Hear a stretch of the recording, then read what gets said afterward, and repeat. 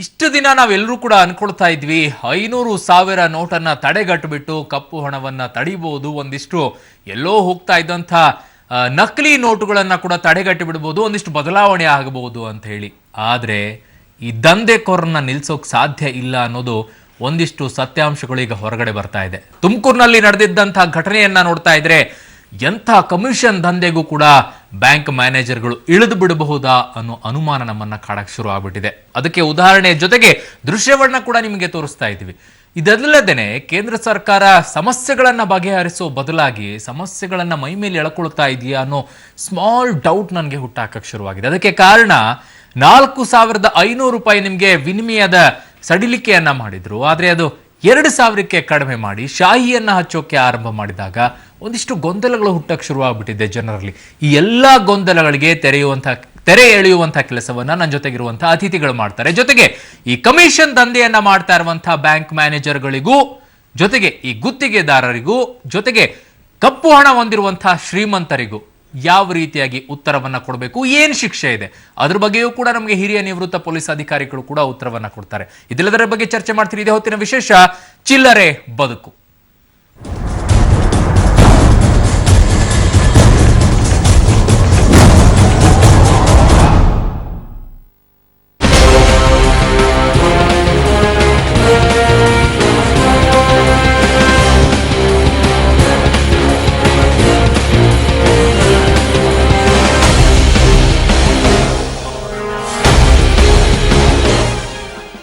ಹಣ ಇದ್ದವರು ಎಲ್ಲಿ ಬೇಕಾದ್ರೂ ಹೇಗೆ ಬೇಕಾದ್ರೂ ಬದುಕಬಲ್ಲರು ಅನ್ನೋದಕ್ಕೆ ಈ ಘಟನೆ ಸಾಕ್ಷಿ ನೀಡಿದೆ. ಬಡವರು ನಿದ್ದೆ ಇಲ್ಲದೆ ಕ್ಯೂ ನಿಂತು ಹಣ ಪಡೆಯುತ್ತಿದ್ದಾರೆ. ಆದ್ರೆ ಹಣ ಇದ್ದವರು ಬ್ಯಾಂಕಿನವರಿಗೆ ಲಂಚ ಕೊಟ್ಟು ಹಣ ಪಡೆಯುತ್ತಿದ್ದಾರೆ. ಇದು ಹಗಲು ದರೋಡೆ ಅಲ್ಲದೆ ಇನ್ನೇನೂ ಅಲ್ಲ. 10 ಲಕ್ಷ ಲಂಚ ಕೊಟ್ಟು 50 ಲಕ್ಷದಷ್ಟು ಹೊಸ ನೋಟುಗಳನ್ನು ಪಡೆಯುತ್ತಿದ್ದಾರೆ. ಇದರಿಂದ ಸಾರ್ವಜನಿಕರು ರೊಚ್ಚಿಗೇಳುವುದು ಖಚಿತ. ಊಟ ಬಿಟ್ಟು ನಿದ್ದೆ ಬಿಟ್ಟು ಯುವಕರಿಂದ ಹಿಡಿದು ವೃದ್ಧರವರೆಗೆ ಹಣ ಪಡೆಯುತ್ತಿದ್ದಾರೆ. ಆದ್ರೆ ಕೆಲವು ಕುಳಗಳು ಲಂಚ ಕೊಟ್ಟು ಕಪ್ಪು ಹಣವನ್ನು ಬಿಳಿ ಮಾಡಿಕೊಳ್ಳುತ್ತಿದ್ದಾರೆ. ದೇಶದ ತುಂಬಾ ಹಣ ಪಡೆಯಲು ಕ್ಯೂ ನಿಂತ ಜನರಲ್ಲಿ ಹಲವಾರು ಮಂದಿ ಪ್ರಾಣ ತೆತ್ತಿದ್ದಾರೆ. ಕೆಲವರಿಗೆ ಹೃದಯಾಘಾತವಾಗಿದೆ. ಕೆಲವರು ಮಾತ್ರೆ ಪಡೆಯಲು ಹಣ ಇಲ್ಲದೆ ಸತ್ತಿದ್ದಾರೆ.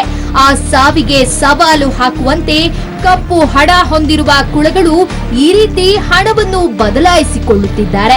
ಬ್ಯಾಂಕ್ ಅಧಿಕಾರಿಗಳು ಇದರಲ್ಲಿ ಶಾಮೀಲಾಗಿರುವುದರಲ್ಲಿ ಅನುಮಾನವೇ ಇಲ್ಲ. ಇದನ್ನು ಸಂಬಂಧಪಟ್ಟವರು ಕ್ರಮ ತೆಗೆದುಕೊಳ್ಳಲೇಬೇಕು.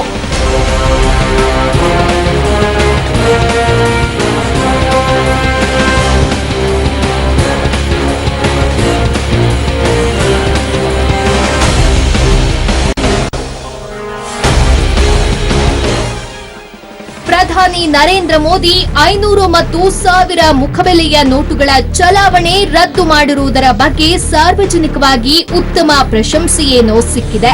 ಆದರೆ ತಾತ್ಕಾಲಿಕ ಚಿಲ್ಲರೆ ಸಮಸ್ಯೆಯ ಬಿಸಿ ತಟ್ಟಿರುವುದು ಜನಸಾಮಾನ್ಯರಿಗೆ. ಇನ್ನು ಕೋಟಿ ಕೋಟಿ ಕೊಳ್ಳೆ ಹೊಡೆದು ಹಣ ಸಂಪಾದಿಸಿದ್ದ ಕೆಲ ಸುಳಿಗೆಕೋರರು ಹಣ ಬದಲಾಯಿಸಿಕೊಳ್ಳಲು ವಾಮ ಮಾರ್ಗ ಅನುಸರಿಸುತ್ತಿದ್ದಾರೆ. ಇದಕ್ಕೆ ಪುಷ್ಟಿ ನೀಡುವಂತೆ ಪಾವಗಡದಲ್ಲಿ ಖಾಸಗಿ ಸ್ವಿಫ್ಟ್ ಕಾರಿನಲ್ಲಿ 60 ಲಕ್ಷ ಚಿಲ್ಲರೆ ಹಣದ ಸಾಗಾಟ ಹಲವು ಸಂಶಯಗಳಿಗೆ ಎಡೆ ಮಾಡಿಕೊಟ್ಟಿದೆ.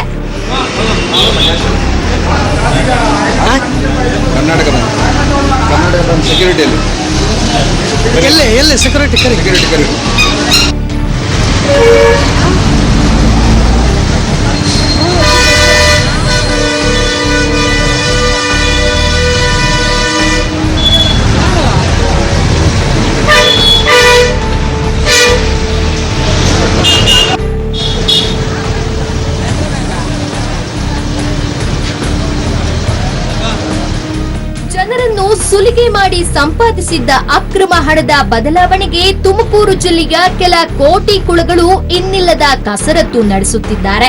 ಪಾವಗಡದ ಕರ್ನಾಟಕ ಬ್ಯಾಂಕ್ನಲ್ಲಿ ಮಂಗಳವಾರ ನಡೆದ 60 ಲಕ್ಷ ಹಣ ಬದಲಾವಣೆ ಸಾರ್ವಜನಿಕರನ್ನು ಹುಬ್ಬೇರುವಂತೆ ಮಾಡಿದೆ.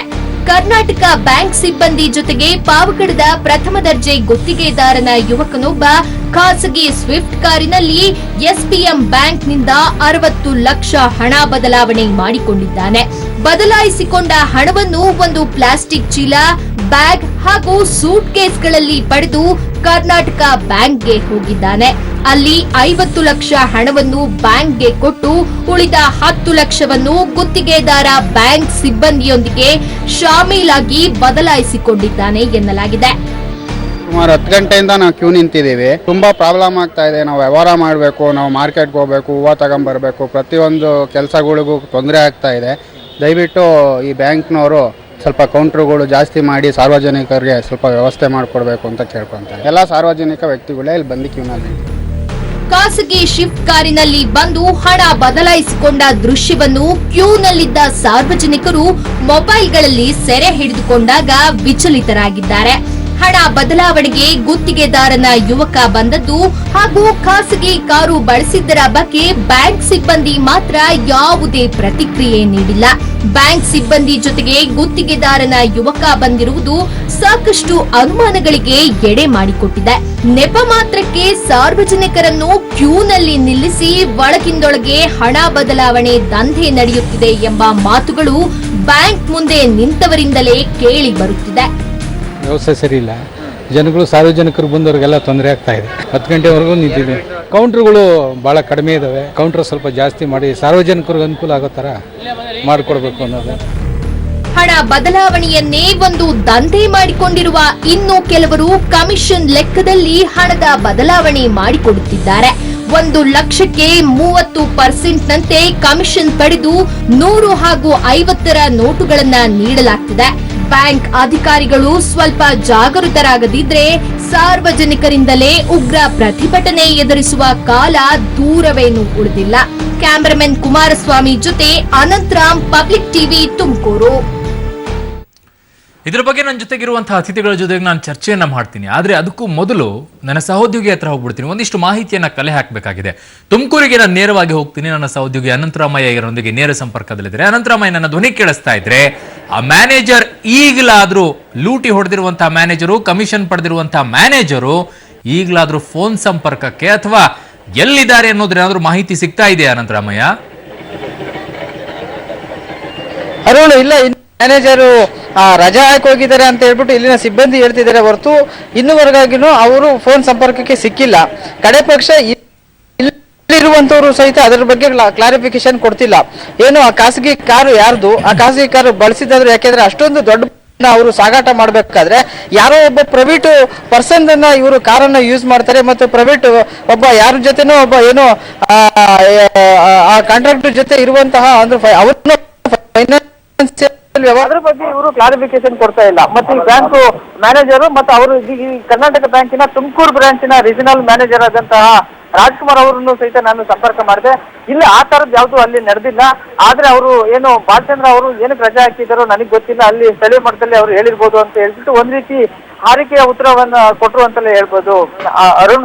ಆದ್ರೆ ಇದು ಒಂದ್ ರೀತಿಯಾಗಿ ಏನು ಇಲ್ಲಿರುವಂತದ್ದು ಅಂದ್ರೆ ಅಲ್ಲಿ ಅವರು ತುಮಕೂರಿನಲ್ಲಿ ಇದ್ಕೊಂಡು ಏನ್ ಬೇಕಾದ್ರೂ ಹೇಳ್ಬೋದು, ಏನು ನಡೆದಿಲ್ಲ ಅಂತ ಹೇಳ್ಬಿಟ್ಟು. ಆದ್ರೆ ಇಲ್ಲಿರುವಂತಹ ಜನಸಾಮಾನ್ಯರು ಹೇಳ್ತಾರೆ, ಅವನು ಏನು ಕಾರ್ನಲ್ಲಿ ಹಣವನ್ನ ತೆಗೆದಿದ್ದು ಮತ್ತು ಅಲ್ಲಿ ಚೇಂಜ್ ಮಾಡ್ಕೊಂಡಿತ್ತು, 10 ಲಕ್ಷವನ್ನ ಪಡೆದು ಇನ್ನು 50 ಲಕ್ಷವನ್ನ ಕರ್ನಾಟಕ ಬ್ಯಾಂಕಿಗೆ ಕೊಟ್ಟದ್ದು. ಇಲ್ಲಿರುವಂತದ್ದನ್ನ ಇಲ್ಲಿ ಕಣ್ಣಾರೆ ಕಂಡಂತಹ ಜನ ಸುಳ್ಳು ಹೇಳ್ತಾರೆ. ಕಡೆ ಪಕ್ಷ ಆಯ್ತು, ಏನು ನಡೆದಿಲ್ಲ ಅಲ್ವಾ, ಇಲ್ಲಿ ಅವರ ಅಧಿಕಾರಿಗಳನ್ನ ಕಳಿಸಿ ಅಲ್ಲಿ ಏನಾಗಿದೆ ಅಥವಾ ಏನು ಇಲ್ಲಿರುವಂತಹ ಬ್ಯಾಂಕ್ ಏನು ಬ್ಯಾಂಕ್ ಮುಂದೆ ನಿಂತಹ ಗ್ರಾಹಕರು ಏನ್ ಹೇಳ್ತಾರೆ ಅದನ್ನ ಒಂದು ಪರಿಶೀಲನೆ ನಡೆಸಿ ಅದ್ರ ಬಗ್ಗೆ ಸ್ಪಷ್ಟೀಕರಣವನ್ನು ಸಹಿತ ಕೊಡ್ಬೋದು, ಏನು ತಪ್ಪು ಮಾಡಿಲ್ಲ ಅಂದ್ರೆ. ಇದು ಯಾವ್ದನ್ನು ಸಹಿತ ಮಾಡದಂದ್ರೆ ಅವರೇಟಿಗೆ ಅವರೇ ಏನು ತುಮಕೂರಿನಲ್ಲಿ ಇರುವಂತವ್ರು ಸಹಿತ ತಾವೇ ಏನೋ ಒಂದ್ ರೀತಿಯಾಗಿ ಡಿಸಿಷನ್ ಕೊಡೋದು ಏನು ಆಗಿಲ್ಲ ಅಂತ ಹೇಳುದು ಎಷ್ಟು ಮಟ್ಟಿಗೆ ಸರಿ ಅಂತ ಹೇಳ್ಬಿಟ್ಟು ನಾವು ಇಲ್ಲಿ ಹೇಳ್ಬೇಕಾಗುತ್ತೆ ಅರುಣ್. ಅದ್ರ ಜೊತೆಗೆ ಇಲ್ಲಿ ನಿನ್ನೆ ನಡೆದಂತಹ ಘಟನೆಯನ್ನ ಹೇಳಲಿಕ್ಕೆ ನನ್ನ ಸುತ್ತಮುತ್ತ ಸಾಕಷ್ಟು ಜನರು ಇದ್ದಾರೆ. ನೀವು ಅವ್ರನ್ನ ಮಾತಾಡ್ಸಿದ್ರೆ ನಾನು ಇವಾಗ ಮಾತಾಡ್ಸಿಕ್ಕೆ ರೆಡಿ ಇದ್ದೀನಿ ಅರುಣ್. ಒಂದಿಬ್ಬರನ್ನ ಮಾತಾಡ್ಸಿ ಅನಂತರಾಮಯ್ಯ. ಅರುಣ್, ಇವಾಗ ನನ್ನ ಪಕ್ಕ ಇರುವಂತಹ ಹನುಮಂತರಾಯಪ್ಪ ಅಂತ ಹೇಳ್ಬಿಟ್ಟು ಇವರು ಇಲ್ಲಿಯ ಸ್ಥಳೀಯರು.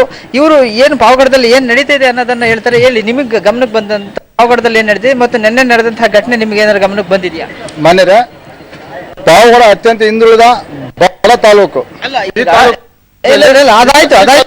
ಅದಾಯ್ತು, ನೇರವಾಗಿ ವಿಚಾರಕ್ಕೆ ಬಂದ್ಬಿಡಿ, ಏನ್ ನಡೆದಿದೆ. ಓಕೆ ಅನಂತರಾಮಯ್ಯ, ನಿಮ್ಮನ್ನ ಮತ್ತೆ ನಾನು ಸಂಪರ್ಕಿಸುವಂತ ಪ್ರಯತ್ನವನ್ನ ಮಾಡ್ತೀನಿ. ಈಗ ಒಂದು ಬ್ರೇಕಿಂಗ್ ನ್ಯೂಸ್ ಬರ್ತಾ ಇದೆ, ಏನು ಅಂತ ನೋಡ ಬನ್ನಿ.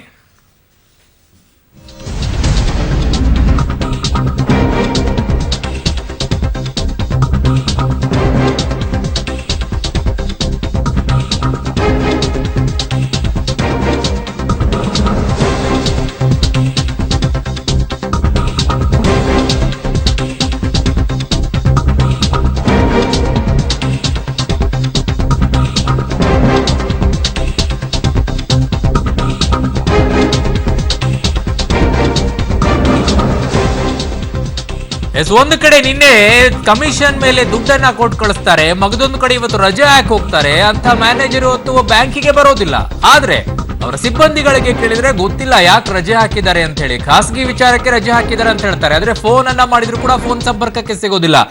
ಆದ್ರೆ ಈಗ ಅಧಿಕಾರಿಗಳು ಅಲ್ಲಿಗೆ ಹೋಗ್ತಾ ಇದ್ದಾರೆ. ಪಾವಗಡದಲ್ಲಿರುವಂತಹ ಕರ್ನಾಟಕ ಬ್ಯಾಂಕ್ ನಿಂದ ಲಕ್ಷ ಹಣವನ್ನ ಏನು ಪಡ್ಕೊಂಡು ಹೋಗಿದ್ರು, 60 ಲಕ್ಷವನ್ನ ಕೊಟ್ಟು 50 ಲಕ್ಷವನ್ನ ಪಡ್ಕೊಂಡು ಹೋಗಿದ್ರು, ಅದೆಲ್ಲಾ ಮಾಹಿತಿಯನ್ನ ಕಲೆ ಹಾಕಕ್ಕೆ ಈಗ ಅಧಿಕಾರಿಗಳು ಅಲ್ಲಿಗೆ ತೆರಳುತ್ತಾ ಇದ್ದಾರೆ. 60 ಲಕ್ಷ ರೂಪಾಯಿಯನ್ನ ಕೊಟ್ಟು ಏನು 50 ಲಕ್ಷವನ್ನ ತಗೊಂಡು ಹೋಗಿದ್ರು, ಅದೆಲ್ಲ ನೀಡಿ ಅನ್ನೋದನ್ನ ಈಗ ಅಧಿಕಾರಿಗಳು ಕೇಳ್ತಾ ಇದ್ದಾರೆ. ಅದು ಸ್ವಿಫ್ಟ್ ಕಾರ್ ನಲ್ಲಿ ತಗೊಂಡು ಹೋಗಿದ್ರು 50 ಲಕ್ಷ ದುಡ್ಡನ್ನ. ಆದ್ರೆ ಆ ಸಂದರ್ಭದಲ್ಲಿ ಬ್ಯಾಂಕ್ನವರಿಗೆ ಕೇಳಿದಂತಹ ಸಂದರ್ಭದಲ್ಲಿ ಅದು ಬ್ಯಾಂಕಿನ ದುಡ್ಡು, ಹಾಗಾಗಿ ಅದನ್ನ ಕಳಿಸ್ತಾ ಇದ್ದೀವಿ ಅಂತ ಹೇಳ್ತಾರೆ. ಸ್ವಿಫ್ಟ್ ಕಾರ್ ನಲ್ಲಿ ಬ್ಯಾಂಕ್ನ ದುಡ್ಡನ್ನ ಹೇಗೆ ಕಳಿಸ್ತಾರೆ? ಎಲ್ಲಾದ್ರೂ ಕಳಿಸ್ಬೇಕು ಅಂದ್ರೆ ಅದಕ್ಕೆ ಸೆಕ್ಯೂರಿಟಿಗಳಿರ್ತಾರೆ. ಖಾಸಗಿ ವಾಹನದಲ್ಲಿ ದುಡ್ಡನ್ನ ಕಳಿಸ್ಕೊಡೋದಿಲ್ಲ. ಇಂಥದ್ರಲ್ಲಿ ಈ ದುಡ್ಡನ್ನ ಹೇಗೆ ಕಳಿಸ್ಕೊಟ್ರು ಅನ್ನೋ ಪ್ರಶ್ನೆಯನ್ನ ಈಗ ಲೀಡ್ ಬ್ಯಾಂಕ್ ನ ಅಧಿಕಾರಿಗಳು ಕೇಳ್ತಾ ಇದ್ದಾರೆ.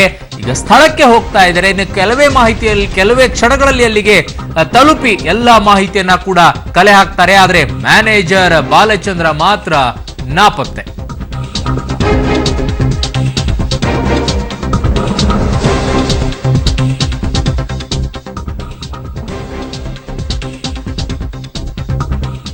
ಅನಂತರಾಮಯ್ಯ ನನ್ನ ಧ್ವನಿ ಕೇಳಿಸ್ತಾ ಇದ್ರೆ ಈಗ ಏನ್ ಮಾಹಿತಿಯನ್ನ ಕಲೆ ಹಾಕ್ತಾ ಇದ್ರೆ, ಏನ್ ಮಾಹಿತಿಯನ್ನ ಕೊಡೋಕ್ ಯಾರಿದ್ದಾರೆ ಅಂತ ಬ್ಯಾಂಕ್ ನಲ್ಲಿ? ಯಾರು ಏನು ಹೇಳ್ತಾನೆ ಇಲ್ಲ ಅಂತೀರಾ ಬ್ಯಾಂಕ್ ನಲ್ಲಿ?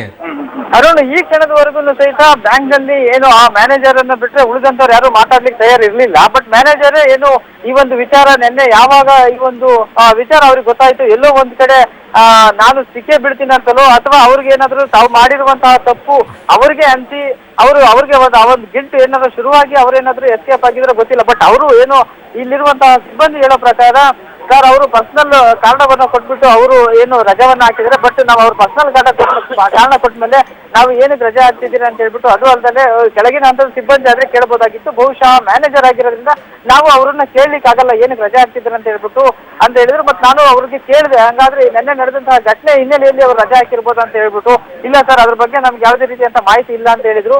ಮತ್ತು ಇವಾಗ ಏನು ರೀಜನಲ್ ಮ್ಯಾನೇಜರ್ ಅಂದ್ರೆ ಕರ್ನಾಟಕ ಬ್ಯಾಂಕಿನ ರೀಜನಲ್ ಮ್ಯಾನೇಜರ್ ಪ್ರಾದೇಶಿಕ ಅಲ್ಲಿ ಏನು ಮಹಾಪ್ರಬಂಧಕರಾದಂತಹ ರಾಜ್ಕುಮಾರ್ ಅವರನ್ನ ಅನಂತರಾಮಯ್ಯ ನೋಡೋಣ ಏನಾಗುತ್ತೆ ಅಂತ ಹೇಳಿ. ಈಗ ಲೀಡ್ ಬ್ಯಾಂಕ್ ನ ಅಧಿಕಾರಿಗಳು ಸ್ಥಳಕ್ಕೆ ಹೋಗ್ತಾ ಇದ್ದಾರಂತೆ, ಮಾಹಿತಿಯನ್ನ ಕೊಡ್ತಾ ಇದ್ದಾರೆ. ಹೋಗ್ಲಿ ಏನಾಗುತ್ತೆ, ಯಾವ ರೀತಿಯಾಗಿ ಮಾಹಿತಿಯನ್ನ ಕಲೆ ಹಾಕ್ತಾರ ನೋಡೋಣ. ಇದು ಕೇವಲ ಒಂದು ಬ್ಯಾಂಕಿನ ಪರಿಸ್ಥಿತಿ ಅಲ್ಲ, ಹಲವಾರು ಬ್ಯಾಂಕ್ ನಲ್ಲಿ ಕಮಿಷನ್ ದಂಧೆ ನಡೀತಾ ಇದೆ ಅನ್ನೋ ಮಾಹಿತಿ ನಮಗೆ ಸಿಗ್ತಾ ಇದೆ. 1 ಕೋಟಿಯನ್ನ ಕೊಟ್ರೆ 70 ಲಕ್ಷವನ್ನ ವಾಪಸ್ ಕೊಡ್ತೀವಿ, 30 ಲಕ್ಷ ಕೊಡೋಕ್ಕಾಗಲ್ಲ ಅಂತ ಹೇಳಿ ಡೀಲ್ ಅನ್ನ ಮಾಡ್ಕೊಳ್ತಾ ಇದ್ದಾರೆ. ಪರ್ಸೆಂಟೇಜ್ ಮೇಲೆ ನಡೀತಾ ಇದೆ. 15%, 20%, 30%, 50% ವರೆಗೂ ಕೂಡ ದಂಧೆ ನಡೀತಾ ಇದೆ. ಆದ್ರೆ ದೃಶ್ಯ ಸಿಕ್ಕಿದ್ದು ಇದು ಒಂದು ಮಾತ್ರ. ಇದರಲ್ಲೂ ಕೂಡ 30% ನಡೆದಿದೆ ಅಂತ ಲೆಕ್ಕಾಚಾರಗಳು. ನನ್ನ ಜೊತೆಗೆ ಅತಿಥಿಗಳಿದ್ದಾರೆ. ಮೊದಲೇದಾಗಿ ಕರ್ನಾಟಕ ರಾಜ್ಯ ಬ್ಯಾಂಕ್ ನೌಕರ ಫೆಡರೇಷನ್ ನ ಕಾರ್ಯದರ್ಶಿ ಆಗಿರುವಂತಹ ನಾಗರಾಜ್ ಶೆಟ್ಟಿ ಅವರು ನಮ್ಮ ಜೊತೆಗಿದ್ದಾರೆ. ಕಾರ್ಯಕ್ರಮಕ್ಕೆ ಸ್ವಾಗತ ಸರ್. ನಮ್ಮ ಜೊತೆಗೆ ನಿವೃತ್ತ ಹಿರಿಯ ಪೊಲೀಸ್ ಅಧಿಕಾರಿ ಆಗಿರುವಂತಹ ಎಂದಿನಂತೆ ಸಂಗ್ರಾಮ್ ಸಿಂಗ್ ಸರ್ ನಮ್ಮ ಜೊತೆಗಿದ್ದಾರೆ. ಕಾರ್ಯಕ್ರಮಕ್ಕೆ ಸ್ವಾಗತ ಸರ್. ಮಗದೊಂದು ಕಡೆ ಆರ್ಥಿಕ ತಜ್ಞರಾಗಿರುವಂತಹ ವಿಜಯ್ ರಾಜೇಶ್ ಅವರು ನಮ್ಮ ಜೊತೆಗಿದ್ದಾರೆ. ಕಾರ್ಯಕ್ರಮಕ್ಕೆ ಸ್ವಾಗತ ಸರ್. ನಿಮ್ಮೆಲ್ಲರಿಂದಲೂ ಕೂಡ ನಾನು ಪ್ರತಿಕ್ರಿಯೆಯನ್ನ ಪಡ್ಕೊಳ್ತೀನಿ. ಜೊತೆಗೆ ಒಂದಿಷ್ಟು ಗೊಂದಲಗಳು ನಮ್ಮಲ್ಲಿ ಮೂಡ್ತಾ ಇದ್ದಾವೆ. ಕೇಂದ್ರ ಸರ್ಕಾರ ಒಂದಿಷ್ಟು ಬದಲಾವಣೆಯನ್ನ ಮಾಡಿದೆ ಇತ್ತೀಚೆಗೆ, ಇವತ್ತಿಗೂ ಕೂಡ ಒಂದಿಷ್ಟು ಬದಲಾವಣೆಯನ್ನು ಮಾಡ್ತಂದಿದೆ. ಅದೆಲ್ಲ ಕೂಡ ಜನರಲ್ ಗೊಂದಲ ಇದೆ. ಅದಕ್ಕೆಲ್ಲವೂ ಕೂಡ ನಿಮ್ಮಿಂದ ಮಾಹಿತಿಯನ್ನ ಪಡ್ಕೊಳ್ತೀನಿ. ನಾನು ಮೊದಲನೇ ಪ್ರಶ್ನೆಯನ್ನ ಕರ್ನಾಟಕ ರಾಜ್ಯ ಬ್ಯಾಂಕ್ ನೌಕರ ಫೆಡರೇಷನ್ ಕಾರ್ಯದರ್ಶಿ ಅವರಿಗೆ ಕೇಳ್ಬಿಡ್ತೀನಿ. ಯಾಕಂದ್ರೆ ಇಶ್ಯೂನೇ ಹಂಗಿದೆ ಸರ್. ಉಳಿದಂಥ ವಿಷಯಗಳಿಗೆ ಬರ್ತೇನೆ ನಾನು. 2.5 ಲಕ್ಷ ಮದುವೆಗೋಸ್ಕರ ಕೊಟ್ಟಿರೋದು, ಅದೆಲ್ಲದ್ರ ಬಗ್ಗೆ ಕೂಡ ಮಾಹಿತಿಯನ್ನ ಜನರಿಗೆ ಕೊಡೋಣ.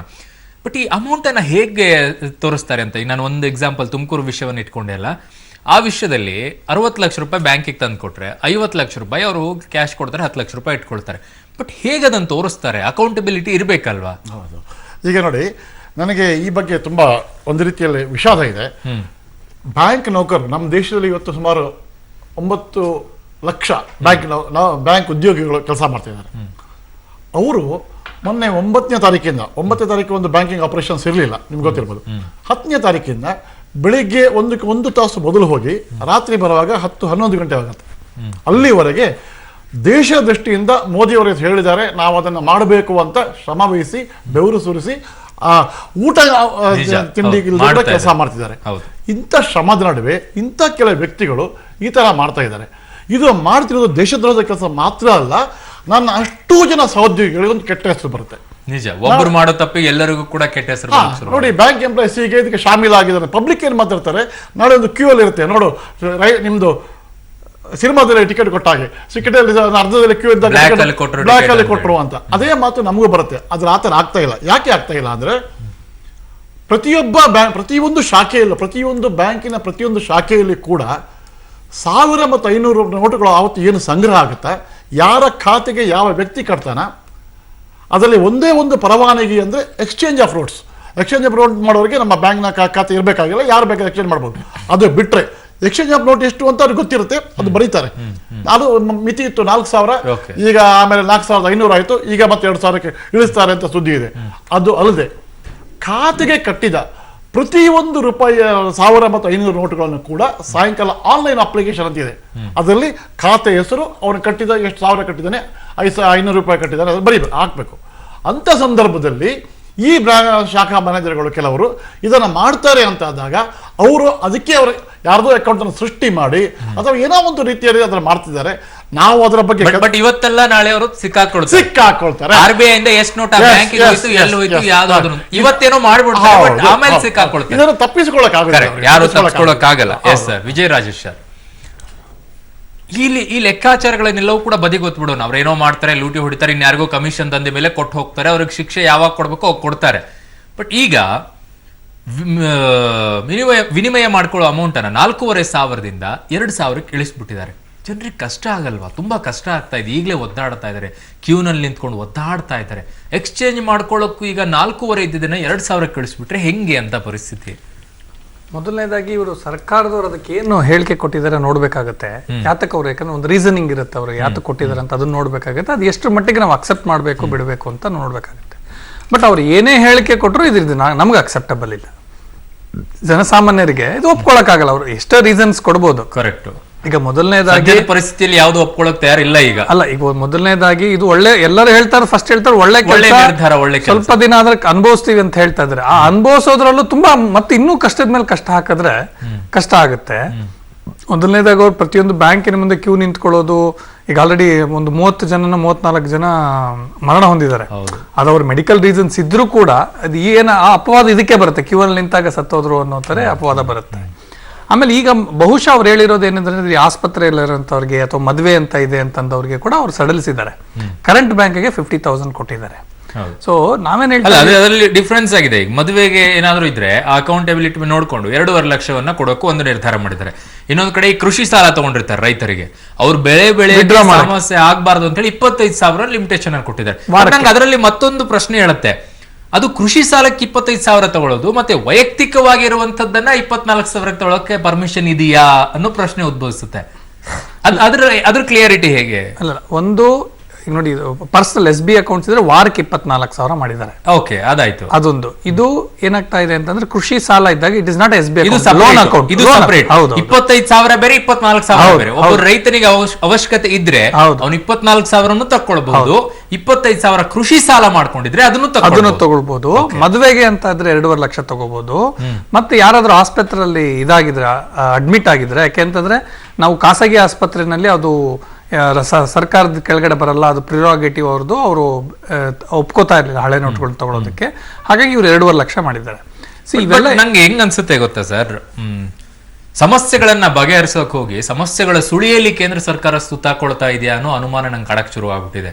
ಯಾಕಂದ್ರೆ ಮದುವೆಗೆ 2.5 ಲಕ್ಷ ಕೊಡ್ತೀನಿ ಅಂತಂದ್ರು, ಯಾರು ಸರ್ 2.5 ಲಕ್ಷದಲ್ಲಿ ಮದುವೆ ಮಾಡ್ತಾರೆ ಸರ್? ಅಲ್ಲ, ಅವ್ರು ಹೇಳ್ತಾ ಇರೋದೇನಪ್ಪಾ ಅಂತಂದ್ರೆ, ಸಾಲತ್ತಾ ಅಂತ ನಾನು ಹೇಳಿ. ಈಗ ನೋಡಿ, ಕೃಷಿ ಸಾಲ ಇರುತ್ತೆ, ನೀವು ಯಾತಕ್ಕೆ ತೊಗೊಂಡಿರ್ತೀರಾ? ಇದ್ರ ಗೊಬ್ಬರಕ್ಕೆ ತೊಗೊಂಡಿರ್ತೀರಾ, ವಾಟರ್ದು ಇದಕ್ಕೆ ತೊಗೊಂಡಿರ್ತೀರಾ, ಅಥವಾ ಈ ಬೀಜಗಳಿಗೆ ತೊಗೊಂಡಿರ್ತೀರಾ?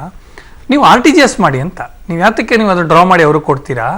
ಒಂದು ಲೆಟರ್ ಕೊಟ್ಟರೆ ಅದು ಏನು ಫಾರಂ ಇದೆ ತುಂಬಿಕೊಟ್ಟು ನಡಿಯತ್ತೆ, ಹೆಂಗೋ ನಡ್ಸ್ಕೊಂಡು ಹೋಗ್ತಾರೆ, ಒದ್ದಾಡ್ಕೊಂಡು ಸತ್ತು ಬಿದ್ದು ಅಂತ ಹೇಳ್ಕೊಂಡಾದ್ರೂ ಏನಾದ್ರು ಮಾಡ್ತಾ ಇದಾರೆ ಜನ, ಅದು ಬೇರೆ ಪ್ರಶ್ನೆ.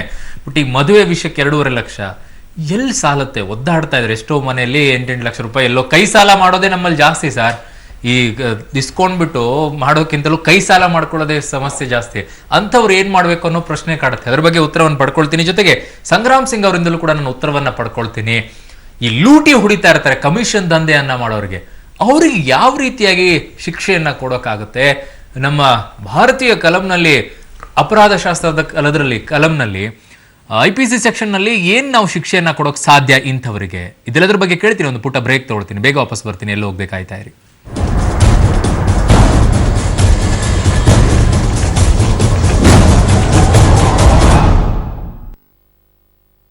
Dry hair, rough hair, hair fall, dandruff, split ends, premature grey hair ಈ ಎಲ್ಲಾ ಸಮಸ್ಯೆಗಳಿಗೆ ಒಂದೇ ಪರಿಹಾರ Nisargalaya root hair oil and shampoo. ಹೃದಯದ ಬಡಿತ ಕೇಳುವವರೆಗೆ, ಪ್ರತಿ ಕ್ಷಣವು ಹೊಸ ತಿರುವು ಅನಿಸುವವರೆಗೆ, ಸೋಲನ್ನು ಮೀರಿಸುವವರೆಗೆ, ಹೋರಾಟ ತನ್ನೊಂದಿಗೆ ಇರುವವರೆಗೆ, ಆಸೆ ಪಟ್ಟಿದ್ದು ಸಿಗುವವರೆಗೆ, ಅಷ್ಟರವರೆಗೆ ಅದು ಲಾರ್ಜ್ ಆಗುವುದಿಲ್ಲ. ಇಂದು ಜೀವಿಸಿ, ಲಾರ್ಜ್ ಜೀವಿಸಿ. Seagram's Royal Stag mega music. It's your life, make it large.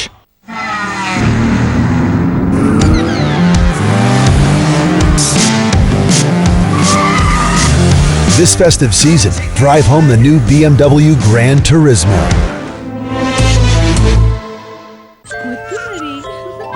Mummy, ನಾನೇನಾದ್ರೂ ಹೆಲ್ಪ್ ಮಾಡ್ಲಾ? ಗೋಲು ಡ್ಯಾಡಿ, ಇದರ ನ್ಯಾಪಿ ಬದಲಾಯಿಸ್ತೀಯಾ? ಬೇರೆ ಕೆಲ್ಸ ಇಲ್ವಾ? ಹಾಗಿದ್ರೆ ಇದರ ಬಾಡಿ ಗಾರ್ಡ್ ಆಗ್ತೀಯಾ? ಹಾ. ಇದರ ಸುತ್ತಮುತ್ತ ಒಂದೂ ಸೊಳ್ಳೆ ಸುಳಿಬಾರದು. ಆದ್ರೆ ಗೋಲು ಚಿಕ್ಕವನು, ಒಬ್ಬನಿಗೆ ಆಗ್ಲಿಕ್ಕಿಲ್ಲ. ಅರೆ, ಅವನ ಒಬ್ಬನೇ ಅಲ್ಲವಲ್ಲ, ಅವನ ಟೀಮ್ ನಲ್ಲಿದೆ good night active plus. Good night active plus ನ ನಾರ್ಮಲ್ ಮೋಡ್ ಸೊಳ್ಳೆಗಳು ಕಡಿಮೆ ಇರುವಾಗ, ಡಬಲ್ ಪವರ್ ಹೊಂದಿರುವ ಆಕ್ಟಿವ್ ಮೋಡ್ ಸೊಳ್ಳೆಗಳು ಹೆಚ್ಚಿರುವಾಗ, ಅಂದ್ರೆ ಮಕ್ಕಳಿಗೆ ಸಂಪೂರ್ಣ ಸುರಕ್ಷೆ. ವಾ ಗೋಲು, ಎಲ್ಲ ಸೊಳ್ಳೆ ಓಡಿಸ್ಬಿಟ್ಟಲ್ಲ. Don't underestimate Golu. ಅಂದ್ರೆ ಪುಷ್ ಮಾಡಿ ಖುಷಿ ಪಡಿ. Kohler presents Veil, the intelligent toilet. It's never too irresistible. Darling, do you know how much I love you? ನನ್ನ ಮಗನಿಗೆ 2 ವರ್ಷ ಆದಾಗಿಂದ ಕೆಮ್ಮು, ನೆಗಡಿ, ಮೂಗು ಸುರಿಯೋದು, ಕಫ, ವೀಸಿಂಗ್ ಎಲ್ಲ ಆಗ್ತಾ ಇತ್ತು. ಹಾಗಿದ್ದಾಗ ಡಾಕ್ಟರ್ ಸಜೆಸ್ಟ್ ಮಾಡಿದ್ರು ಪಂಕಜ ಕಸ್ತೂರಿ ಬ್ರೀದ್ ಈಸಿ ಟ್ರೈ ಮಾಡಿ ಅಂತ. 1 ವರ್ಷ ಬಿಡದೆ ಕೊಟ್ಟಿದ್ದೀವಿ ಅಂಡ್ ಇವಾಗ ವೀಸಿಂಗೇ ಬರ್ತಾ ಇಲ್ಲ. ಪಂಕಜ ಕಸ್ತೂರಿ ಬ್ರೀದ್ ಈಸಿ, ಸ್ಟಿರಾಯ್ಡ್ಸ್ಗಳು ಇಲ್ಲದ ನೆಮ್ಮದಿಯ ಉಸಿರಾಟ. ಎಷ್ಟೇ ಲೇಟ್ ಮಲಗಿದ್ರು ಗುರು, ಇವಳ ಫುಟ್ಬಾಲ್ ಪ್ರಾಕ್ಟೀಸ್ಗೆ ಹೋಗ್ಲೇಬೇಕಲ್ಲ. ಮುಂಜಾನೆ ಎದ್ದಿದ್ದಕ್ಕಾಗಿ ನಾನು ಆಡಿದ್ರೆ ಚೆನ್ನಾಗಿರ್ತಿತ್ತು. ಮತ್ತೆ ಸ್ವಲ್ಪ ಹಾಡು ಗೀಡು, ಮತ್ತೆ 1-2 ನದಿಗಳಲ್ಲಿ ಬೋಟ್ ರೈಡ್ ಸಿಕ್ತಿದ್ರೆ ನಾನು ಎಚ್ಚೆತ್ತೆ. ಪರಿಚಯಿಸುತ್ತಿದ್ದೇವೆ Apollo bike tyres. Bring the zing back in your ride. ಈಗ ಮುಂಜಾನೆಗಳು ಅತ್ಯಂತ ಹೆಲ್ದಿ ಅಂಡ್ ಟೇಸ್ಟಿಯಾಗಿರುತ್ತವೆ. 1 litre Emami healthy and tasty rice bran oil ನೊಂದಿಗೆ MTR ವರ್ಮಿಸೆಲಿಯನ್ನು ಫ್ರೀಯಾಗಿ ಪಡೆಯಿರಿ. ಯಾವನೋ ನೀನು? ಇಂಟ್ರೊಡಕ್ಷನ್ಗೆಲ್ಲ ಟೈಮ್ ಇಲ್ಲ, ಡೈರೆಕ್ಟ್ ಆಗಿ ಒಂದು ಗೇಮ್ ಆಡೋಣ. ಹೊಸ ನಿಕೋಟೆಕ್ಸ್ ಸಿಗರೇಟ್ ಬಿಡಲು ಸಹಾಯ ಮಾಡುತ್ತೆ, ಸಂಗಡ ನೀಡುತ್ತೆ ಟೀತ್ ವೈಟ್ನಿಂಗ್ ಕೂಡ.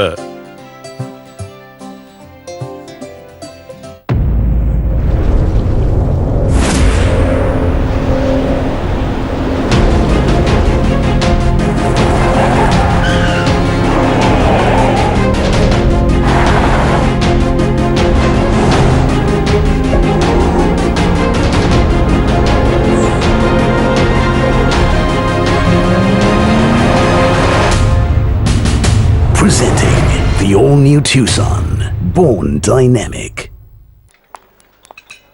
7th ಫ್ಲೋರ್ ನಲ್ಲಿರೋ ಆಫೀಸ್ ಎಕ್ಸಿಕ್ಯೂಟಿವ್. ಇಲ್ಲಿ ನಿನ್ನ ಬೇಳೆ ಬೇಯೋದಿಲ್ಲ. ಇವತ್ತು ಊಟಕ್ಕೆ ಎಲ್ಲಾದ್ರೂ ಹೋಗೋಣವಾ? ಏನು? ಪಾಸ್ತಾ ತಿನ್ನೋಕ್ ಹೋಗೋಣವಾ? ಮರ್ಯಾದೆಯಿಂದ ಇರು. ನಾನು ಮತ್ತೆ ಕಾಲ್ ಮಾಡ್ತೀನಿ. ಹೇಳಿ, ನೀವೇನು ಹೇಳೋಕೆ ಬಂದ್ರಿ? ಐ ಆಮ್ ಸಾರಿ, ಇಷ್ಟೊತ್ತು ನೀವು ನನ್ನ ಜೊತೆ ಮಾತಾಡ್ತಿದ್ರಿ ಅನ್ಕೊಂಡೆ. ನಾನು Siddharth by the way. I am Neena. Pasta ತಿನ್ನೋಕೆ ಹೋಗೋಣವಾ? Okay, come. ಆಗಿರಿ ನಿಮ್ಮ ಕಿಸ್ಮತಿನ director DSP old tavern soda.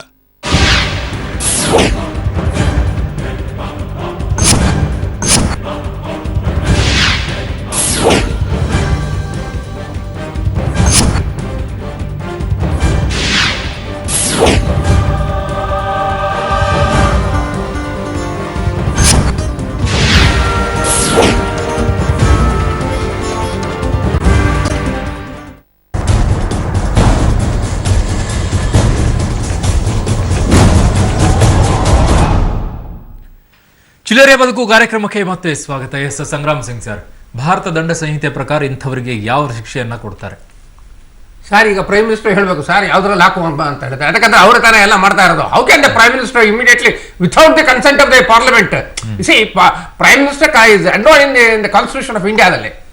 ನಮ್ಮ ಕಾನ್ಸ್ಟಿಟ್ಯೂಷನ್ಗೆ ನಾವು ಅವ್ರು ಓವರ್ ರೋಲ್ ಮಾಡ್ಬಿಟ್ಟಿದ್ರೆ, ಅವ್ರು ಇಂಡಿಪೆಂಡೆಂಟ್ ಡಿಸಿಷನ್ ತಗೊಂಡ್ರೆ, ವೇರ್ ವಿ ನಾವು ಸಾಮಾನ್ಯರು ಸರ್, ನಾವು ಕೆಲವು ಹಂತದವರು ಸರ್, ನಾವೆಲ್ಲ ವೇರ್ ವಿ ಸ್ಟ್ಯಾಂಡ್ ಏನ್ ಮಾಡ್ಬೇಕು, ಏನ್ ಮಾಡ್ಬೇಕಾಗಿತ್ತು? ನಾವು ಪಾರ್ಲಿಮೆಂಟರಿ ಡಿಸಿಷನ್ ತಗೊಂಡೆ. ಎಸ್, ನಾವು ಬ್ಯಾನ್ ಮಾಡ್ತೀವಿ 50 rupees 100 rupees ಅಂತ ಹೇಳಿದ್ರೆ 3 months ಟೈಮ್ ಕೊಡ್ಲಿ.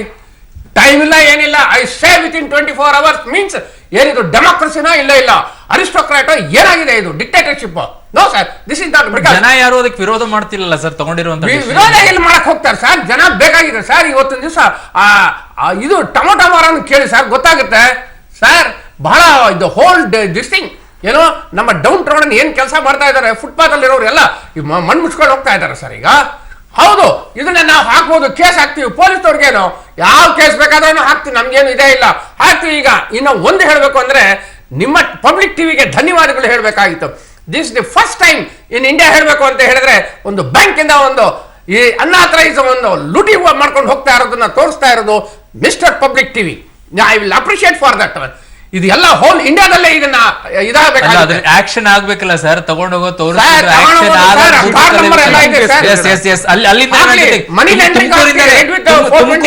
ಪಾವಗಡದಿಂದಲೇ ಆ ದೃಶ್ಯಗಳನ್ನ ನೋಡುವಂತವ್ರು ನನ್ನ ಜೊತೆಗಿದ್ದಾರೆ. ಹನುಮಂತರಾಯಪ್ಪ ಅಂತೇಳಿ ನನ್ನ ಜೊತೆಗೆ ನೇರ ಸಂಪರ್ಕಕ್ಕೆ ಸಿಗ್ತಾ ಇದ್ದಾರೆ. ಹನುಮಂತರಾಯಪ್ಪ ಅವರೇ ನಮಸ್ಕಾರ. ಏನ್ ನೋಡಿದ್ರಿ ನೀವು? ಯಾವ ರೀತಿಯಾಗಿ ದುಡ್ಡನ್ನ ತಗೊಂಡು ಹೋಗ್ತಾ ಇದ್ರು ಸರ್? ಕರ್ನಾಟಕ ಬ್ಯಾಂಕ್ ಹತ್ರ ನಾವು ಹಣ ಬದಲಾವಣೆ ಮಾಡಬೇಕು ಅಂತ ಒಂದು ಖಾಸಗಿ ಕಾರ್ನಲ್ಲಿ ಒಂದು ಮೂಟೆ ಬರ್ತಾ ಇದೆ.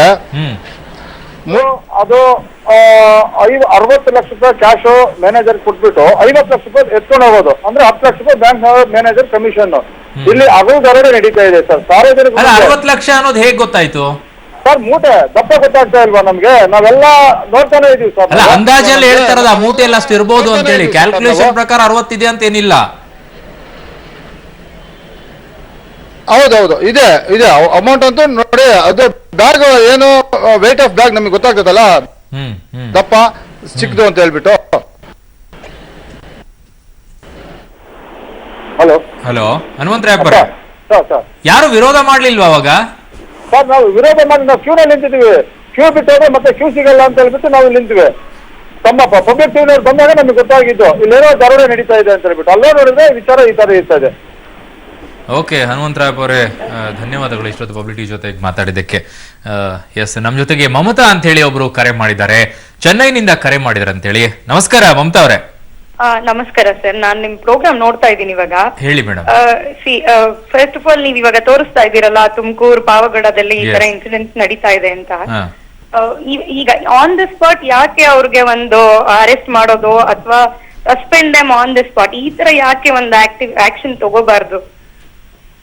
ಇವಾಗ ನೀವು ತೋರಿಸ್ತಿದಿರಲ್ಲ ಕರ್ನಾಟಕ ಬ್ಯಾಂಕ್ ನಡೀತಾ ಇದೆ. ಹೌದು, ನಿನ್ನೆ ನಡೆದಿರುವಂತಹ ಘಟನೆ ಮೇಡಮ್ ಅದು. ಆದ್ರೆ ಮ್ಯಾನೇಜರ್ ಇವತ್ತು ರಜೆ ಹಾಕೊಂಡು ಎಲ್ಲೋ ಹೋಗಿದ್ದಾರೆ ಅಂತ ಹೇಳಿ ಸ್ಪಾಟಿಗೆ ಹೋಗ್ತಾ ಇದ್ದಾರೆ ಆಫೀಸರ್ಸ್ ಗಳು.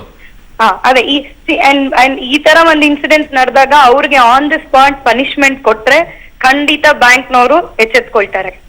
ಸಂಗ್ರಾಮ್ ಸಿಂಗ್ ಸರ್, ಯಾಕೆಂದ್ರೆ ಒಬ್ರು ಮಾಡೋ ತಪ್ಪಿಂದ ಎಲ್ಲಾ ಬ್ಯಾಂಕ್ನವ್ರಿಗೂ ಕೆಟ್ಟ ಹೆಸರು. ಅದು ಪ್ರೂವ್ ಆಗ್ಬೇಕು ಅವ್ರಿಗೆ. ಫಸ್ಟ್ ಅವಕಾಶ ಕೊಡ್ಬೇಕು. ಇದು ಗೊತ್ತಿದೆ ಸರಿನಾ ತಪ್ಪು ಅಂತ ಗೊತ್ತಿಲ್ಲ, ಫಸ್ಟ್ ಅವ್ರು ಹೇಳಿಕೆ ತಗೋಬೇಕು. ಹೇಳಿಕೆ ತಗೊಂಡು ಖಂಡಿತ ಸರ್ ಅಲ್ಲಿ ಕಣ್ಣಿಂದ ನೋಡ್ತಾ ಇದೀವಿ ನಾವು ಟಿವಿಯಲ್ಲಿ. ಸುಮಾರು 60 ಲಕ್ಷನೋ 10 ಲಕ್ಷ ಎಷ್ಟೇ ಇರ್ಲಿ ಸರ್, 12,000 ರೂಪಾಯಿ ಲಿಮಿಟ್ ಇದೆ sir. Badager sir, that is the Naxalite affected area. Car ನಿಲ್ಸಿದ ಬ್ಯಾಂಕ್ ನವ್ರು ಹೇಳಿದ್ರೆ ಚೆನ್ನಾಗಿ ಹಾಕ ಒಳಗಡೆ ಅಂತ ಹೇಳಿದ್ರೆ ಹಾಕ್ಬೇಕು sir. It's Naxalite affected area. ಯಾರನ್ನೋದು ಎಲ್ಲರಿಗೂ ಗೊತ್ತಿದೆ, ಅದು ನಮಗೂ ಗೊತ್ತಿದೆ. ಅದು ಆ ಒಂದು ಬ್ಯಾಂಕ್ ಕರ್ನಾಟಕ ಬ್ಯಾಂಕ್ ಅಂತ ಹೇಳಿದ್ರೆ ಆ ಬ್ಯಾಂಕ್ ಅವ್ರು ಮೊದಲೇ ಫೋನ್ ಹೋಗಿರ್ತಲ್ಲಿ, ಇಷ್ಟು ಲಕ್ಷ ಕೊಟ್ಬಿಡ್ಬೇಕು, ಎಕ್ಸ್ಚೇಂಜ್ ಆಗಬೇಕು, ನಿನ್ ಪರ್ಸೆಂಟೇಜ್ ಎಷ್ಟು 30, as you take that and car ಬರುತ್ತೆ, ಇಂತ ಕಾರ್ ನಂಬರ್ ಅಲ್ಲಿ ಲೋಡು ಮತ್ತೆ ಅನ್ಲೋಡ್ ಮಾಡು. ಇಷ್ಟ ಹಾಕ್ಬಿಟ್ರೆ ಎಲ್ಲಿ sir where we stand sir? ಅಲ್ಲಿ ಬಡವರು ನೋಡಿ ಸರ್, ಅಲ್ಲಿ ಕ್ಯೂ ನಲ್ಲಿ ನಿಂತ್ಕೊಂಡಿದ್ದಾರೆ ಸರ್. ಚೆನ್ನೈನವ್ರು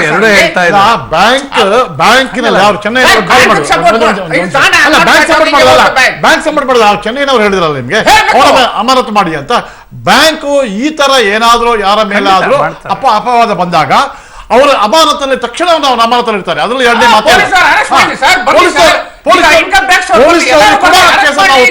ಪೊಲೀಸರು ಕೂಡ ಒಪ್ಪಿಸ್ತೀವಿ ಆ ಕೇಸನ್ನ. ನಾವು ಅದನ್ನ ಬ್ಯಾಂಕ್ನವರು ಅತ್ಯಂತ ಪಾರದರ್ಶಕವಾಗಿ ನಾವು ಕೆಲಸ ಮಾಡಕ್ಕೆ ಇಷ್ಟಪಡ್ತೀವಿ.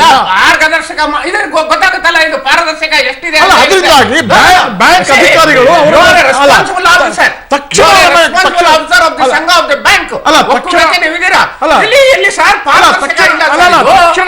ಅವರ ಮೇಲೆ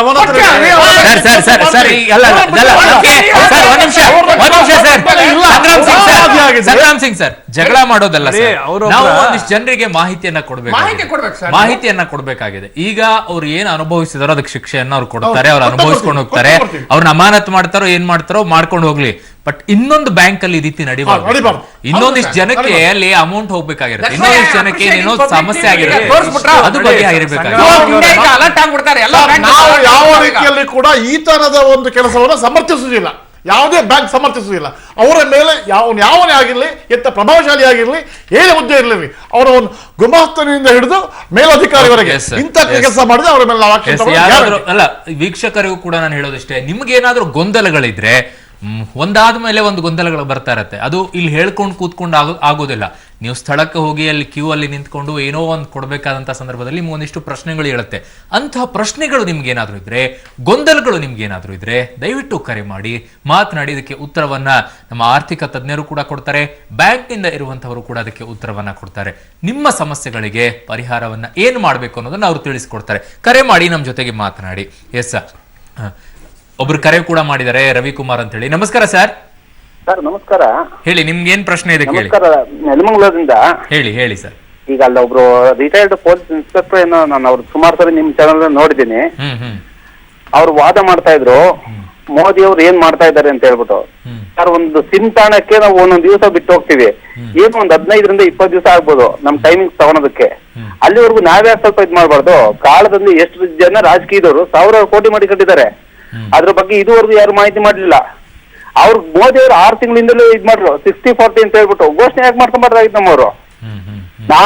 ನಾನು ಮುಸ್ಲಿಂ ಅವ್ರ ಪ್ರಜೆ ಆದ್ರೂ ನಾನು ಯೋಚನೆ ಮಾಡ್ತಾ ಇದ್ದೀನಿ, ನೀವು ಮಾಡ್ತಾ ಇರೋ ಸರಿನಾ ತಪ್ಪ ಅಂತ ಅಂದ್ಬಿಟ್ಟು. ಇವತ್ತು ಪ್ರತಿಯೊಬ್ರು ಇದ್ ಮಾಡ್ತಾ ಇದಾರೆ. ಹಂಗಾಗ್ಬಿಟ್ಟು ನಾವೇನ್ ಹೇಳಕ್ ಇಷ್ಟ ಬೀಳ್ತೀವಿ ಅಂದ್ರೆ, ನಾವು ಜನಸಾಮಾನ್ಯರು 1.5 ವರ್ಷ ಬೇಕಾದ್ರೂ ಕಾಯ್ತೀವಿ.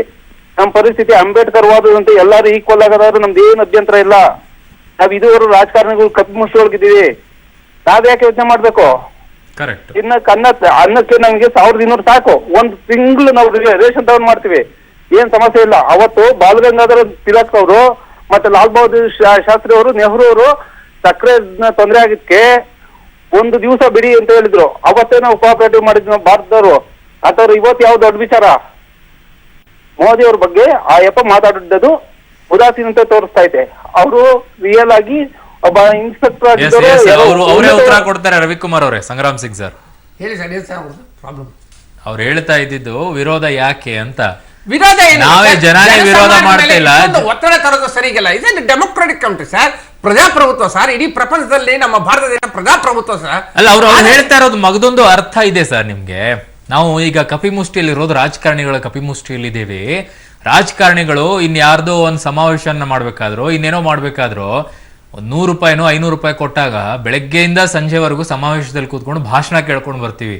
ಆ ಭಾಷಣ ನಮಗೆ ಉಪಯೋಗ ಬರುತ್ತೋ ಇಲ್ಲೋ ಗೊತ್ತಿಲ್ಲ, ಅಂತಹ ಭಾಷಣ ಕೇಳ್ಕೊಂಡು ಬರ್ತೀವಿ.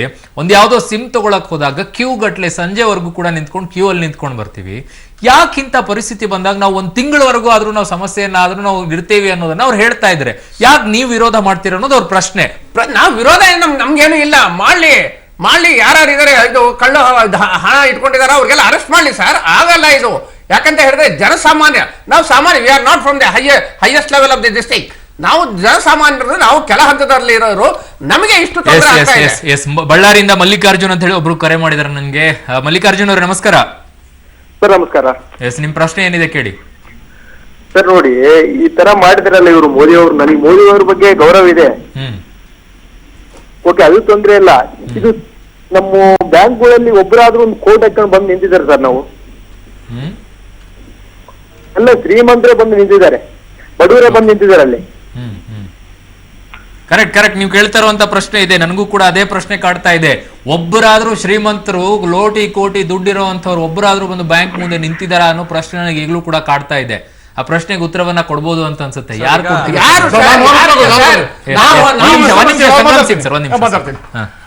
ನನಗೂ ಕೂಡ ಈ ಬಗ್ಗೆ ಬಹಳ ಕಾಳಜಿ ಇದೆ. ಅವ್ರು ಹೇಳೋದು ಸರಿ ಅನ್ಸುತ್ತೆ.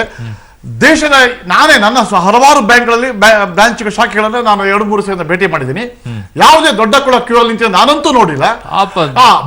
ದಿನ ಸಂಬಳದಲ್ಲಿ ಅವರು ಈಗ ನೋಡಿ 1ನೇ ತಾರೀಕು ಮೇಲೆ ನೋಡಿ, ಆಗ ಪೆನ್ಷನ್ ಬರುತ್ತೆ, ವೃದ್ಧಾಪ್ಯ ವೇತನಗಳು ಬರುತ್ತೆ, ಬೇರೆ ಬರುತ್ತೆ, ಅಂತವ್ರು ನಿಲ್ತಾರೆ.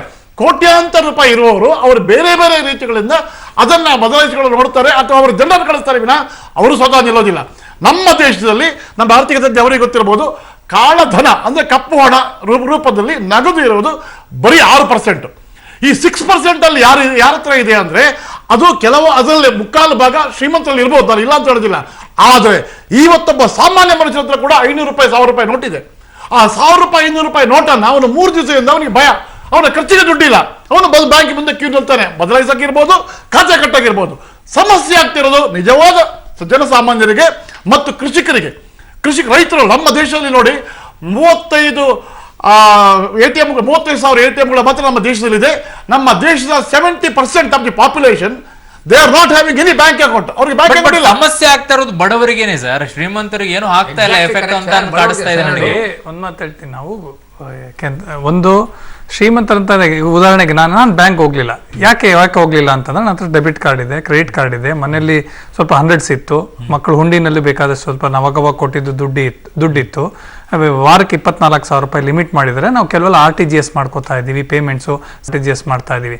ಹಾಗಾಗಿ ಶ್ರೀಮಂತರು ಬಂದಿಲ್ಲ ಅಂತಂದ್ರೆ ಅವ್ರಿಗೆ ಅಗತ್ಯ ಇಲ್ಲ. ಅವಾಗ ಬೇಕಾದ್ರೆ ಬೇರೆ ಬೇರೆ ವ್ಯವಸ್ಥೆಗಳಿರ್ತದೆ, ಅವ್ರ ಪರವಾಗಿ ಬೇರೆಯವ್ರು ಬಂದು ನಿಂತ್ಕೋತಾ ಇರ್ತಾರೆ. ಅವ್ರು ಬಂದು ನಿಂತ್ಕೊಳ್ಳೇಬೇಕು ಅಂತ ಏನು ಕಾನೂನಲ್ಲಿ ಇಲ್ವಲ್ಲ. ಅವ್ರ ಮನೇಲಿ ದುಡ್ಡಿದ್ರೆ ಏನ್ ಮಾಡಿ, ಈಗ ನಾವು ಇದು ಬರೋಕ್ಕಿಂತ ಮುಂಚೆ ನಾನು ಬ್ಯಾಂಕಲ್ಲಿ ಡ್ರಾ ಮಾಡಿದ 10,000 ರೂಪಾಯಿ 100s ಕೊಟ್ಟಿದ್ರು. ಸೊ ನಾನು ಇನ್ನು 1 ತಿಂಗಳು ಈಗ ಮನೆಗೆ ನೋಡಿ, ಸಾಮಾನ್ಯ ವರ್ಗದ ಜನಿಗೆ ಅವ್ರು ಹೇಳ್ದಂಗೆ ಆ ವ್ಯಕ್ತಿ ಹೇಳಿ ಇದಕ್ಕಿಂತ ಮುಂಚೆ ಮಾಡಿದವರು 2,000 ರೂಪಾಯಿ ಇದ್ರೆ ತಿಂಗಳ ಬದುಕ್ ಬಿಡ್ತಾರೆ. ರೇಷನ್ ಎಷ್ಟು ಬೇಕಾಗುತ್ತೆ, ಇಡೀ ಮನೆಗೆ 4 ಜನ ಇರೋ ಮನೆಗೆ 4,000 ರೂಪಾಯಿ ರೇಷನ್ ಹಾಕಿದ್ರೆ ಮುಗಿದೋಗುತ್ತೆ. ಈಗ ಸದ್ಯಕ್ಕೆ ಯಾರು ಅಂತಂದ್ರೆ ಯಾರ ಹತ್ರ ಸ್ಟಾಕ್ ಇರಲ್ಲ, ಅವತ್ತಿನ ದುಡ್ಡು ಅವತ್ತಿರ್ತಾರೆ, ಹಿಂದಿನ ದಿನ ಇಟ್ಕೊಂಡಿರ್ತಾರೆ, ಬಂದಿರುತ್ತೆ, ಕನ್ವರ್ಷನ್ ಆಗಿರುತ್ತೆ, ಅವ್ರಿಗೆ ಚಿಲ್ಲರೆ ದುಡ್ಡಿಲ್ಲ, ಅವ್ರು ನಿಂತ್ಕೋತಾ ಇದ್ದಾರೆ. ಇನ್ನೊಂದೇನಪ್ಪಾ ಅಂತಂದ್ರೆ ಒಂದು ಪ್ಯಾನಿಕ್ ಆಗ್ತದೆ ಜನರಲ್. ಈಗ ಜನರಲ್ ದುಡ್ಡಿಲ್ಲ ಅಂತಂದ್ರೆ ನನಗೆ ಅದು ಬೆಲೆನೇ ಇಲ್ಲ, ನಾನು ನಾಳೆನೇ ಹೋಗಿ ಬದಲಾವಣೆ ಮಾಡ್ಕೋಬೇಕು ಅನ್ನೋ ಒಂದು ಪ್ಯಾನಿಕ್ ಕಾಣಿಸ್ತಾ ಇದೆ. ಬಟ್ ಡಿಸೆಂಬರ್ 30 ಬಹುಶಃ ಅದನ್ನ ಅಲ್ಲಿನ ಪರಿಸ್ಥಿತಿ ನೋಡ್ಕೊಂಡು ಎಕ್ಸ್ಟೆಂಡ್ ಮಾಡ್ತಾರೆ. ಪ್ರತಿಯೊಬ್ಬರಿಗೆ ನಾವೇನ್ ಹೇಳ್ತೀವಿ, ಅಗತ್ಯ ಇದ್ರೆ ಹೋಗಿ ನಿಂತ್ಕೊಳ್ಳಿ, ಯಾಕೆ ಅಷ್ಟು ಕ್ಯೂ ನಿಂತ್ಕೋತೀರಾ ಅಂತ ಅಂದ್ಬಿಟ್ಟು.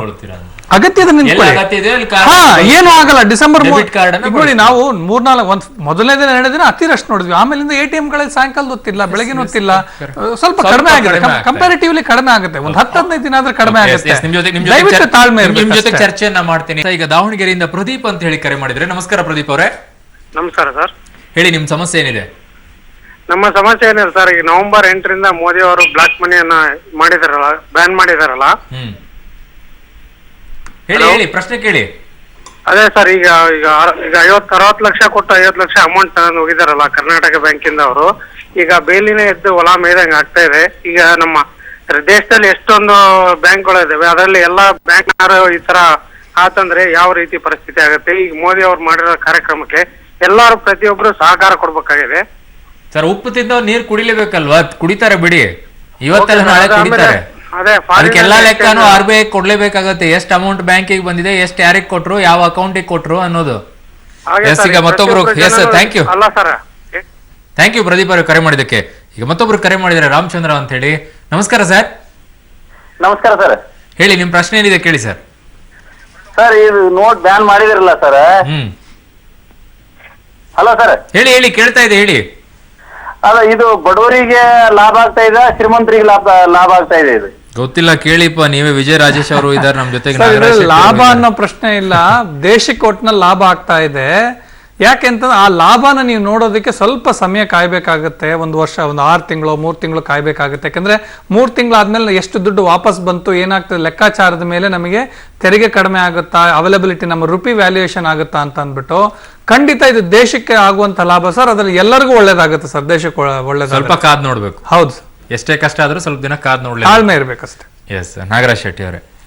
ಈಗ ನೋಡಿ, ದೇಶಕ್ಕೆ ಲಾಭ ಮುಂದಿನ ದಿನಗಳಲ್ಲಿ ಆಗ್ಬೋದು, ಅಲ್ಲ ಆಗದೇ ಇರ್ಬೋದು, ಅದು ಪ್ರಶ್ನೆ ಊಹೆಗೆ ಸಂಬಂಧಪಟ್ಟ ವಿಷಯ. ಕೆಲವಾರು ಆರ್ಥಿಕ ತಜ್ಞರ ಪ್ರಕಾರ ಅನುಕೂಲ ಆಗುತ್ತೆ. ಆದರೆ ಹಿಂದಿನ ವಾಸ್ತವಗಳನ್ನು ನೋಡಿದಾಗ 1946ರಲ್ಲಿ, ಆಮೇಲೆ 1978ರಲ್ಲಿ, ಆಮೇಲೆ ಸಿಲೋನು, ಆಮೇಲೆ ಜರ್ಮನಿ, ಇಂಥ ದೇಶಗಳಲ್ಲಿ ಮಾಡಿದ್ದನ್ನು ನೋಡಿದರೆ, ಅಪಮೌಲ್ಯ ಮಾಡಿದ್ದನ್ನು ನಾವು ನೋಡಿದರೆ, ಅಥವಾ ಚಲಾವಣೆ ರದ್ದು ಮಾಡಿದ್ದನ್ನು ನೋಡಿದರೆ ಯಶಸ್ವಿಯಲ್ಲಿ ಆಗಿಲ್ಲ ಅದು. ಆಮೇಲೆ ಆಯ್ತು, ಇವ್ರು ಹೇಳಿದ್ದನ್ನೇ ನಾವು ಅದನ್ನು ಒಪ್ಪಿಕೊಳ್ಳೋಣ, ಒಂದು ರೀತಿಯಲ್ಲಿ ಅದು ಆಗುತ್ತೆ ಅಂತ. ಆದರೆ ನಮ್ಮ ದೇಶದಲ್ಲಿ, ನಮ್ಮ ದೇಶ ಒಂದು ರೀತಿಯಲ್ಲಿ ಕೃಷಿಕರ ದೇಶ, ರೈತಾಪಿ ಜನಗಳ ದೇಶ. ಇವತ್ತು ನಮ್ಮ ದೇಶದ 38 ಜಿಲ್ಲೆಗಳಲ್ಲಿ